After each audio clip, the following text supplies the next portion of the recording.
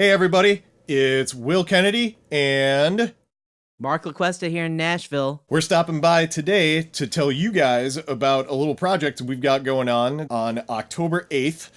We'll be going into a studio. Mark is flying from Nashville out to LA to be part of this big session. We're recording a full band playing Hall & Oates, I Can't Go For That live in the studio, and we'll have cameras set up. We're also filming the whole thing for a video that will eventually come out. Yeah, who doesn't love Hall & Oates too? Everyone loves Hall & Oates. I just saw Hall & Oates at and you saw him earlier this year, right? Yeah, it was a great tour.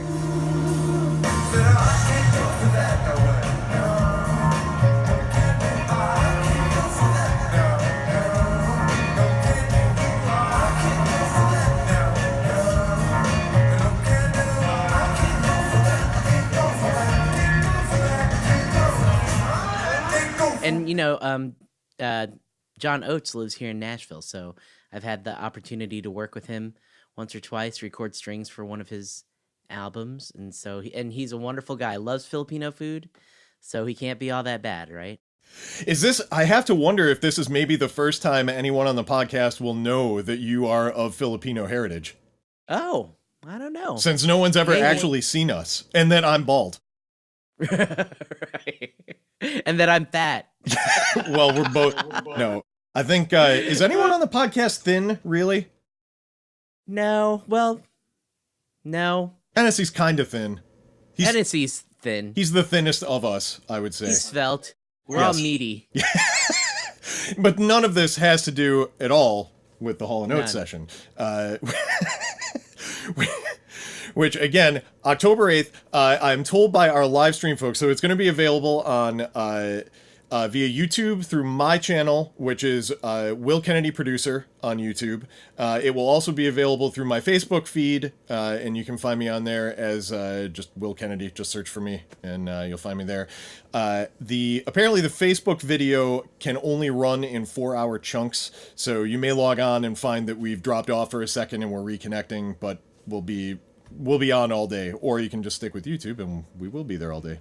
So we've got an amazing band coming in. Mark is going to be part of it. He's arranging the backing vocal section. We've got 3 backing vocalists, and he'll be singing as well. We've got an incredible singer and keyboard player and guitarist and all-around just amazingly talented guy named Ray Thistlethwaite, who goes by Ray T. He's amazing. If you haven't heard him, you gotta check out some of his stuff before the session, because this guy's amazing. Yeah, he's outrageous. And I won't even describe what he does. You can just look for him. It's Rai, and then his last name is Thistlethwaite. But if you get as far as Thistle, you'll probably find him on Google. It's too long to spell. We've got the great Brian McLeod playing drums for us. Brian was one of the members of the Tuesday Night Music Club that was made famous by the Sheryl Crow record of the same name. He has also played with everyone from Tears for Fears to Pink to Christina Aguilera to Sarah Bareilles. He's an amazing guy. Eric Holden will be our bassist. Eric is, as we speak, playing with the Bodines.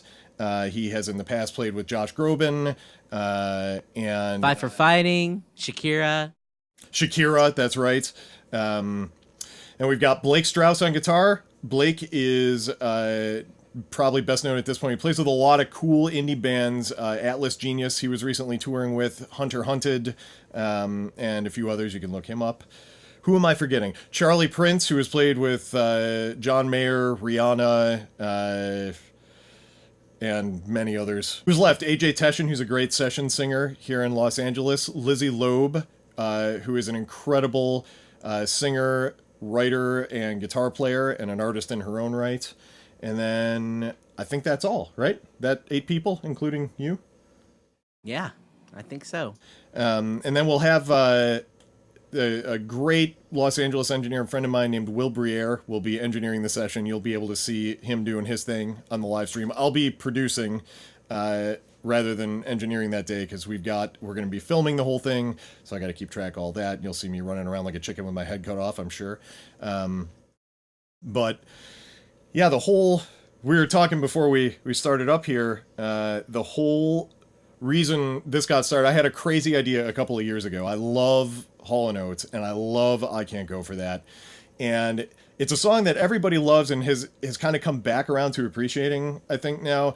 But for a long time, people made fun of it because of the production value of it and didn't recognize what an amazing song it was because they were kind of busy critiquing the fact that there were drum machines all over it and synthesizers. You know what? I love the production of it. I do too. I love it. But that was I heard that criticism a lot. Yeah, it sounds dated, but if you turn on the radio these days and then like flip back between the 80 station, we talked about this too, Will. Yes. There's a lot of things that have come and gone and have come back again. So, I mean, they're back. In my mind, they were never out of vogue, but they're definitely back in vogue again. And the fact that Hall & Oates can fill arenas, 30 years after the peak of their success is pretty incredible. Oh, yeah. But for me, the idea was, wow, I'd love to record that song. I'd love to and at the same time, I was thinking about a situation where we could get great musicians together all in the same room to play a track, and those two things kind of came together. Oh, that'd be a cool thing to do. And we take video of the whole thing so everybody can see what an incredible thing it is to have a group of great musicians working together in the studio at the same time, given how modern production generally involves all of us being in separate places or doing things at different times. And absolutely. I was talking to you a little bit before this too, that I'm working with a band right now. I'm mixing their stuff and kind of producing it as well. And I would consider them a band for sure, but they all live in different cities. They are all putting their parts on separately and kind of sending it to each other. I'm putting parts on as I'm producing it and getting ready for the mix and editing it. So there's not a lot of combined thought or even like working off of each other. It's very much like the Postal Service, of course, did all this, and it was just two people. But when you get a bunch of people together, if you're all in the same room, there's an energy there that you can't duplicate by sending it through the mail. Or even if you're talking on a video call, it's just not the same. You can, if I'm in a session here and I'm working with a bunch of people, then not only are we working together on the music, but while someone else is hashing out their parts, we're in the lobby clowning on each other or playing video games or talking about life and family, our favorite restaurants and foods. And then when you get to know someone, in that sense, you really make better music with them. You get to kind of anticipate what they might want or need in a certain section, and then you can kind of add your little spice to the mix. That's a lot of what I lament about this period of time where we're making music and everything's so separate. I miss the camaraderie of it, and also the spontaneous kind of combustion of ideas that used to come out every session. Yeah, that was at its very basic level. That's what prompted me to want to do this. I just knew so many incredible musicians, and we were so often tracking their stuff one instrument at a time. And a lot of times, if I brought Brian McLeod in to play drums on a session, he might never meet the people who played bass guitars and keyboards. They would never have that chance to sit down, get to know each other, and talk through different ideas that they might have for the track. And I really feel like there's something special to that. And I wanted to capture it, and I want to have a document out there for people to check out and see. This is what's possible. It's not always practical these days, and certainly doing the bedroom production thing now has become a standard, and there is validity to it. But there's also validity to doing it this other way, and I think you get a different kind of result from it. Absolutely. It's a little disheartening for me to hear that it is, for a lot of session players, it's the preferred method these days, is to have someone send you the track and then you just go ahead and do it on your own in a bedroom without even a producer to kind of bounce ideas off of. I know there's this group that I'm working with, or a solo artist that I'm working here in Nashville, who's looking to. He really wanted to play his songs with this world famous bass player. Like hundreds of #1 hits on the country scene, and when we approached him, he said, "Yeah, just send me the track." And I said, "Well, we can do it here in our studio. In fact, that would kind of be preferred to do it in the studio." And he's like, then I don't know if I want to do it." And I thought, it's a little bit of a I lament the fact that people aren't as social as they once were. So yeah, we're looking forward to it, and we wanted to invite you to come and hang out with us. Again, you can find the stream on October 8th. I think we're going to start around noon Pacific, U.S. Pacific time, for those who are not in the United States. And we'll be streaming it until we're finished. So that's the story. And again, my YouTube channel, Will Kennedy Producer, is where you can find me there, or Will Kennedy on Facebook.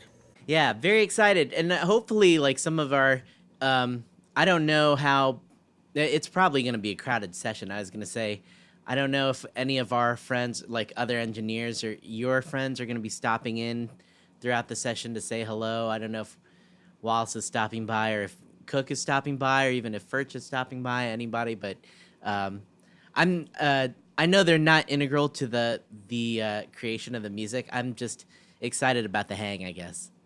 Yeah, we'll have to see. It's we're doing the session at a studio called Dave's Room out here, which is an amazing space that was built back in 1973, taken over in 2006 by Dave Bianco.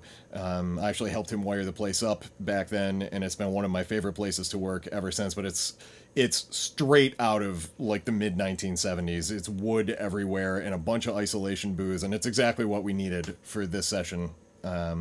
So I'm excited about being able to work there, and it's got also, because we're gonna have so many people around, it's got a lounge and a kitchen and all that stuff, in a great outside space to hang in. So we'll have to see if we can squeeze all the musicians, all of the audio engineering crew, and then the live streaming crew and the film crew, and then have visitors on top of that. We'll have to see how that all works out. Oh my goodness, is this a multi-camera shoot? Oh yeah, absolutely. Man, very cool. I don't know if you did you catch any of the Esperanza Spalding? I did. Video that you did? Oh man, that was terrific. Yeah, it's a little different than ours, of course, because they actually created the songs. Yeah, they wrote in 3 days. They wrote from scratch and then recorded. That was incredible. And I had I guess it was about 6 months ago now. I had tracked in that room. It's not too far from where I am right now, in fact. And it's a great space, and when I saw they were doing it there, I was sort of extra excited, because I knew it was going to sound great, and I knew some of the people involved, so. Yeah, and the music that they came up with was really inventive and awesome. Yeah, she is my celebrity crush, Esperanza Spalding. So, words out, Esperanza. But don't tell Mark's wife. She wouldn't care, but well, she would. She would care, of course, but she does. Nothing's gonna happen.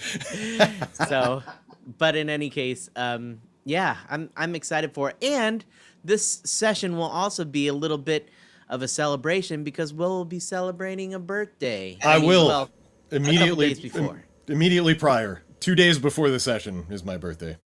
Yeah. So. It's not a big one. It's just, kind of your average adult level birthday. I expect cake anyway. Adult level birthday, it doesn't matter. Oh, no, there's absolutely going to be cake. Yeah. There's no doubt about that. So. Good. Cool. All right. So one more time, October 8th, noon Pacific, in the U.S., and running all day until we finish with the session. And you can check out all the people. I'm going to try and put all the information with the video and with the podcast, so you guys can click on links and check out information about the people who will be working on the session. And yeah, we will see you on October 8th. Awesome. Yeah, we'll see you then. All right, later, guys.